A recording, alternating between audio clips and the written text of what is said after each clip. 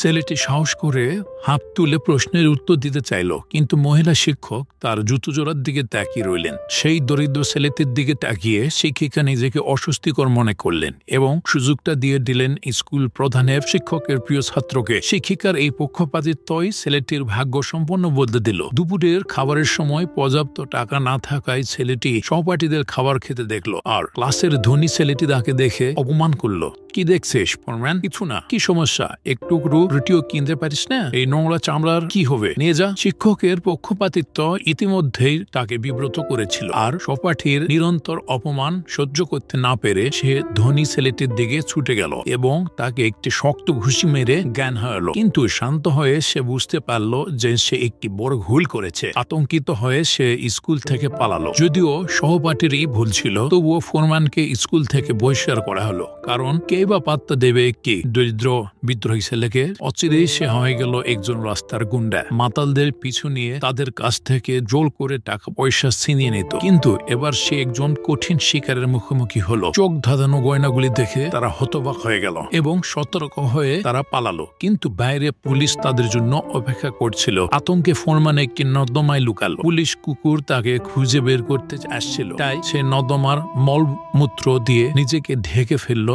এভাবেই সে বেঁচে গেল। এরপর সে মলমূত্রে ভরা শরীরে রাস্তায় হাঁটলো। এটি তার জীবনের মতোই নোংরা ছিল। ঠিক তখন টিভিতে একটি চাকরির বিজ্ঞাপন দেখা গেল। শহরে একটি কারখানা বিনামূল্যে থাকার ব্যবস্থা এবং উচ্চ বেতন দিচ্ছে। এটি তার মধ্যে আশার সঞ্চার করল। সে তার মাকে তার পরিকল্পনা জানালো এবং মা তাকে শুধু একটি শর্ত দিলেন এবং তাকে উৎসাহিত করতে মা 6 মাসের খাবারের টাকা ব্যয় করে তাকে এক জোড়া নতুন জুতা কিনে দিলেন। কিন্তু পরের দিন সে দেখলো যে জুতা জোড়া চুরি হয়ে গেছে। সে ব্যাকুল ভাবে খুঁজতে লাগলো, মনমলা হয়ে পড়লো। কিন্তু যখন সে খেতে বসেছিল, হঠাৎ দেখলো চোরটি তার জুতা পরে আছে। ফোরম্যান রেগে গেল এবং চোর তাকে দেখে ভয় দৌড় দিল। চোর একটি রুমে ঢুকে দরজা বন্ধ করে দিল, কিন্তু রেগে গিয়ে ফোরম্যান দরজা ভেঙে ফেলল এবং চোরকে ধরে ফেলল। তাকে ফেলে দিতে যাচ্ছিল, কিন্তু এমন সময় একজন প্রশিক্ষক সেখানে উপস্থিত হয়ে তাকে বাধা দিলেন। যদিও ফোরম্যান পুরো ঘটনা ব্যাখ্যা করল, তাও প্রশিক্ষক তাকে শাস্তি দিলেন। তোমার সামনে দুটি পথ, এক বাড়ি ফিরে যাও এবং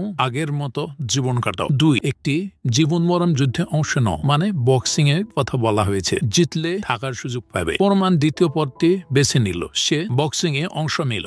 তার প্রথম লড়াইয়ে প্রতিপক্ষের বন্ধুত্বপূর্ণ আচরণ সে উপেক্ষা করল, কারণ তার মনে হয়েছিল এমন আকারের প্রতিপক্ষ সে একাই সামলাতে পারবে। কিন্তু যখন সে রিংয়ে উঠল, তখনই বুঝতে পারল তার আসল শক্তি কতটা। সে যতই আঘাত করুক না কেন, প্রতিপক্ষ সব সময় ঠিক সময়ে সরে যেত। হতাশ হয়ে সে আরো আক্রমণাত্মক হয়ে উঠল, কিন্তু প্রতিপক্ষের চটপটে প্রতিক্রিয়া আর পাল্টা আঘাতের সামনে সে হার মানল। কয়েক ঘুষির পরেই সে মাটিতে পড়ে গেল, আর দর্শকদের হাসিতে সে বুঝতে পারল যে তার চাকরি শেষ। কিন্তু তার পরের কাজ সবাইকে অবাক করলো। সে একটি 800 পাউন্ডের পাঞ্চিং ব্যাগে এক ঘুষিতে ছিদ্র করে ফেলল। দর্শকরা নিস্তব্ধ হয়ে গেল, আর প্রশিক্ষক বুঝতে পারলেন যে ফোরম্যান আগামী বক্সিং এর ভবিষ্যৎ। শুধু তাকে প্রশিক্ষণ দিতে হবে। তিনি তাকে বিনামূল্যে প্রশিক্ষণ দেওয়ার প্রস্তাব দিলেন। প্রশিক্ষক তাকে বললেন, মন দিয়ে শরীরকে নিয়ন্ত্রণ করতে হবে। তোমার সবচেয়ে বড় শত্রু তুমি নয়, তোমার মনের সমস্ত আবেগ। প্রশিক্ষকের কথা শুনে ফোরম্যান শান্ত হতে শুরু করলো, কিন্তু তার ভিতরের রাগ কখনোই শেষ হলো না। শুধু এখন সেই রাগের একটি নতুন জায়গা পেয়েছে, বক্সিং গ্লাভস।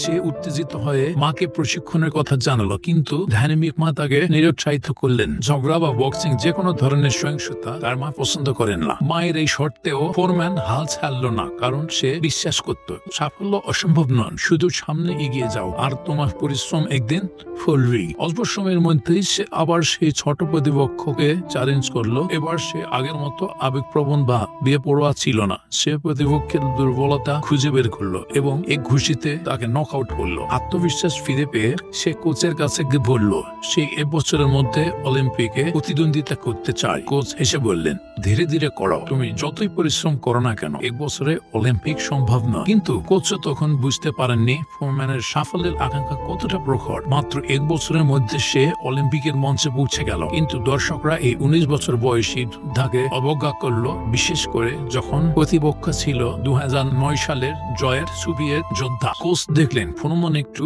নার্ভাস ফিল করছে, কিন্তু হঠাৎ ফোরম্যানের ভিতর বাঘ জেগে উঠলো। সে মাত্র কয়েক ঘুষিতে প্রতিপক্ষকে নক আউট করলো। কেউই ভাবেনি যে এই 19 বছর বয়সী যুবক স্বর্ণপদক জিতবে, কিন্তু এই গৌরবময় মতেও ফোরম্যানের মা খুশি হতে পারলেন না, কারণ সে সহিংসতা পছন্দ করেন না। যখন তিনি তার নিজ শহরে ফিরে আসেন, তিনি আশা করেছিলেন সুন্দর একটা স্বাগত জানানো, কিন্তু যখন তিনি তার আগের বন্ধুদের কাছে তার স্বর্ণপদক দেখান, তখন তার বন্ধুরা তাকে প্রত্যাখ্যান করে, কারণ সে সময় আমেরিকায় তাদের সম্মান ছিল না। অন্যান্য অ্যাথলেটরা অলিম্পিকে তাদের অধিকারের জন্য করছিল। ফোরম্যান আমেরিকার পতাকা উঁচিয়ে ধরেছিলেন, এই জন্য সে স্বর্ণপদক সম্মান আনতে ব্যর্থ হয়ে ফোরম্যান অর্জন করে বক্সিং এর বিশ্ব খেতাব। মা এতে আরো হতাশ হলেন, কারণ সহিংসতা তার পছন্দ নয়, কিন্তু মায়ের প্রতিরোধ ফোরম্যানের আকাঙ্ক্ষাকে ঠেকাতে পারেনি। সে বিশ্ব চ্যাম্পিয়ন হওয়ার জন্য কোচের অধীনে ওঠার প্রশিক্ষণ শুরু করলো। তার প্রতিপক্ষের শক্তি দিন দিন বাড়লো, কিন্তু ফোরম্যানের অসাধারণ প্রতিভা এবং অধ্যবসায়ের সামনে কেউই দাঁড়াতে পারলো না। সে